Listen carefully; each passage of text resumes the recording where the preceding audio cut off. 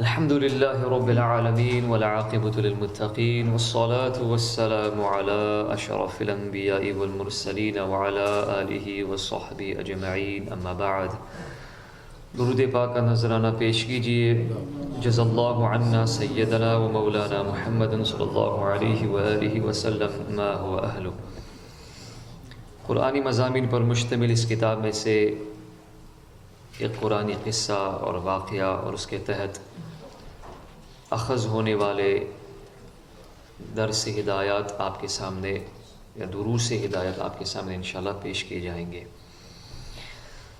حضرت سیدنا سلیمان علی نبینا علیہ السلام سیدنا داؤد علی نبینا علیہ السلام کے عظیم فرزند ہیں.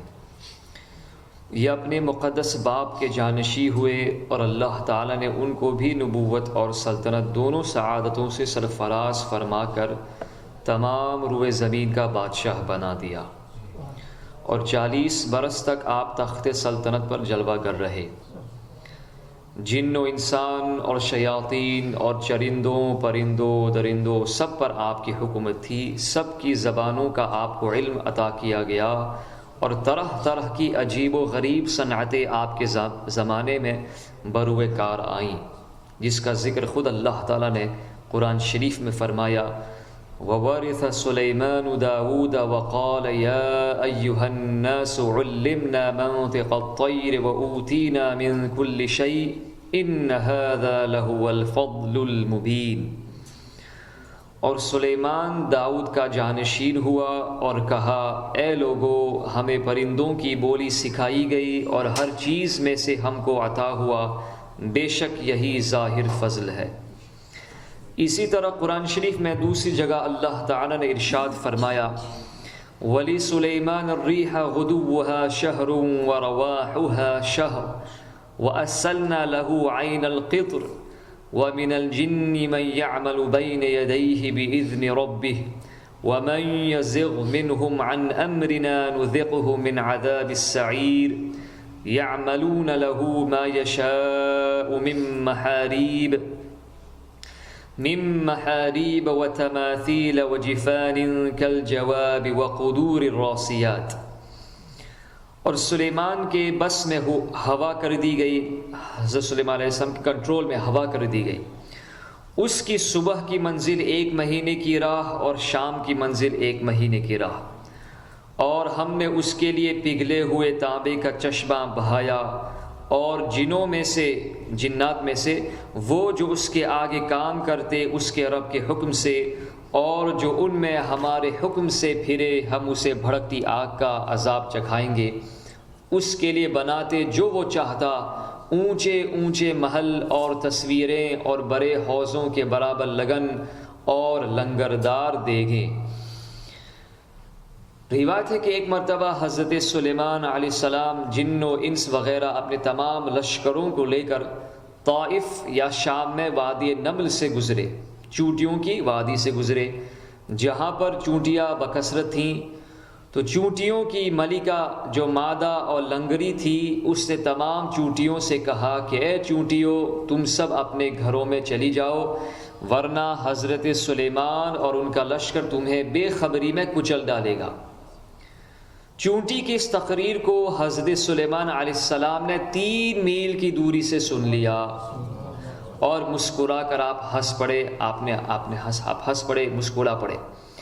چنانچہ اللہ تعالیٰ نے اس کا ذکر بھی قرآن شریف میں سورۃ النمل ہی میں فرمایا، حَتَّى إِذَا أَتَوْا عَلَى وَادِ النَّمْلِ قالت نملة يا أيها النمل ادخلوا مساكنكم لا يحطمنكم سليمان وجنوده وهم لا يشعرون فتبسم ضاحكا من قولها. یہاں تک کہ جب چونٹیوں کے نالے پر آئے، ایک چونٹی بولی، اے چونٹیوں، اپنے گھروں میں چلی جاؤ، تمہیں کچل نہ ڈالے سلیمان اور ان کے لشکر بے خبری میں. تو اس کی بات سے مسکرا کر ہنسا. سبحان اللہ. تو اس قرآنی واقعے سے ہمیں کیا سبق ملتا ہے، بلکہ کیا اسباق ہدایات ہمیں معلوم ہوتے ہیں. سب سے پہلی بات یہ کہ چونٹی کی آواز، ایک آنٹ کی آواز کو 3 میل کی دوری سے سن لینا، یہ حضرت سلیمان علیہ السلام کا عظیم معجزہ ہے. اگر آپ کان کے پاس ایک چونٹی کو بھی لے جائے تو پھر بھی آواز نہیں آئے گی، لیکن حضرت سیدنا سلیمان علیہ السلام کا عظیم معجزہ دیکھے اور اللہ تعالیٰ کیسے کیسے تصرفات اور اختیارات اپنے پیارے انبیاء کرام علیہ الصلوۃ والتسلیم کو عطا فرمائے۔ اس سے یہ معلوم ہوا کہ حضرات انبیاء کرام علیہ الصلوۃ والتسلیم کی بصارت یعنی دیکھنے کی قوت اور سماعت یعنی سننے کی قوت عام انسانوں کی بصارت و سماعت پر قیاس نہیں کر سکتے، بلکہ حق یہ ہے کہ انبیاء کرام کا سننا اور دیکھنا اور دوسری طاقتیں عام انسانوں کی طاقتوں سے بہت ہی بڑھ چڑھ کر ہوا کرتی ہیں۔ دوسری بات یہ کہ چونٹی کی تقریر سے معلوم ہوا کہ چونٹیوں کا بھی یہ عقیدہ ہے کہ کسی نبی کے صحابی جان بوجھ کر کسی پر ظلم نہیں کر سکتے۔ یعنی چونٹی نے کیا کہا تھا؟ چونٹی نے یہ کہا تھا وَهُمْ لَا يَشْعُرُونَ، یعنی حضرت سلیمان علیہ السلام اور ان کی فوج اگر چونٹیوں کو کچل ڈالیں گے تو بے خبری کے عالم میں غیر ارادی طور پر انٹینشنلی اسی کے عالم میں لاشعوری طور پر ایسا کریں گے، بے خبری میں، ورنہ جان بوجھ کر ایک نبی کے صحابی ہوتے ہوئے وہ کسی پر ظلم و زیادتی نہیں کریں گے۔ تو افسوس کے ساتھ یہ بتایا جاتا ہے کہ افسوس کے چونٹیاں تو یہ عقیدہ رکھتی ہیں کہ نبی کے صحابی جان بوجھ کر کسی پر ظلم نہیں کر سکتے، مگر رافضیوں شیعوں کا گروہ ان چونٹیوں سے بھی گیا گزرا ثابت ہوا کہ ان ظالموں نے نبی کریم صلی اللہ علیہ وسلم کے مقدس صحابہ کرام پر تہمت لگائی کہ ان بزرگوں نے جان بوجھ کر معاذ اللہ حضرت بی بی فاطمہ رضی اللہ تعالی عنہا اور اہل بیت پر ظلم کیا۔ یعنی یہ چونٹیوں سے بھی گئے گزرے۔ یہ چونٹی کا عقیدہ یہ ہے کہ حضرت سلیمان علیہ السلام اور ان کے سپاہی، ان کے لشکر، ان کے اس صحابہ ہیں، وہ کبھی بھی جان بوجھ کر کسی پر ظلم نہیں کریں گے۔ یہ چونٹی کا عقیدہ ہے۔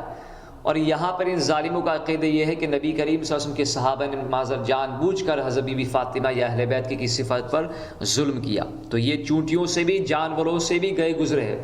اولئک الانعام بل ہم اضل، یہ جانوروں کی طرح ہے بلکہ جانوروں سے بھی گئے گزرے۔ تیسری بات یہ معلوم ہوئی کہ حضرات انبیاء کرام علیہ السلام کا ہنسنا تبسم اور مسکراہٹ ہی ہوتا ہے، یعنی کھلکھلا کر ہنسنا نہیں، جیسا کہ حدیث شریف میں وارد ہوا ہے کہ یہ حضرات کبھی بھی قہقہا مار کر نہیں ہنستے۔ اچھا، یہ چونٹی کا ایک واقعہ ہم نے پڑھا تو اس کے سلسلے میں اس کے ضمن میں ایک اور واقعہ نقل کیا جاتا ہے کہ منقول ہے کہ ایک مرتبہ حضرت قتادہ یہ جو بہت بڑے محدث تھے رحمۃ اللہ علیہ، بہت بلند پایہ عالم دین اور جامع العلوم علامہ تھے، بالخصوص علم حدیث اور تفسیر میں تو اپنا مثل نہیں رکھتے تھے۔ یہ کوفہ تشریف لائے تو ان کی زیارت کے لیے ایک عظیم الشان مجمع جمع، بہت ساری پبلک آ گئی۔ آپ نے تقریر فرماتے ہوئے حاضرین سے کئی بار یہ فرمایا کہ سلونی عما شئتم، مجھ سے جو چاہو پوچھ لو، میں انشاءاللہ عز و جل اس کا جواب عنایت کروں گا، جواب دوں گا میں۔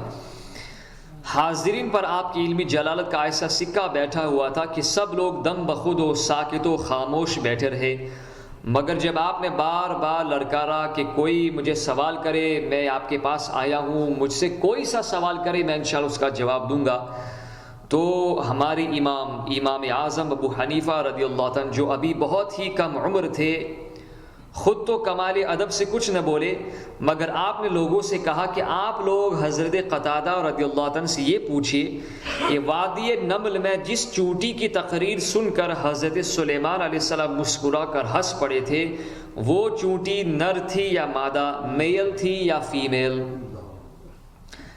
ماشاءاللہ، کیا سوال آپ نے فرمایا۔ چنانچہ جب لوگوں نے سوال کیا حضرت قتادہ رضی اللہ تعالیٰ عنہ، تو حضرت قتادہ رحمۃ اللہ ایسے سٹ پٹائے کہ بالکل لاجواب ہو کر خاموش ہو گئے۔ پھر لوگوں نے امام اعظم ابو حنیفہ رحمۃ اللہ سے دریافت کیا کہ آپ ہی خود بتائے اس کا جواب کیا ہے، کہ وہ چونٹی مادہ تھی یا نر؟ تو آپ نے فرمائی وہ چونٹی مادہ تھی یعنی فیمیل تھی۔ حضرت قتادہ رحمۃ اللہ فرمایا کہ اس کا ثبوت کیا ہے؟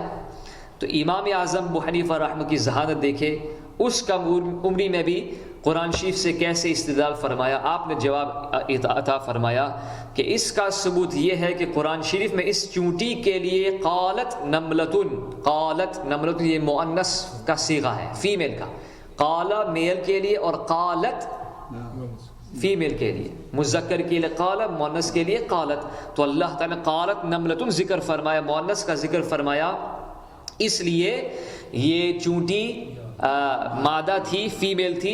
اگر چونٹی نر ہوتی تو قال نملۃ مذکور ہوتا، لیکن اللہ تعالیٰ نے قالت نملۃ فرمایا.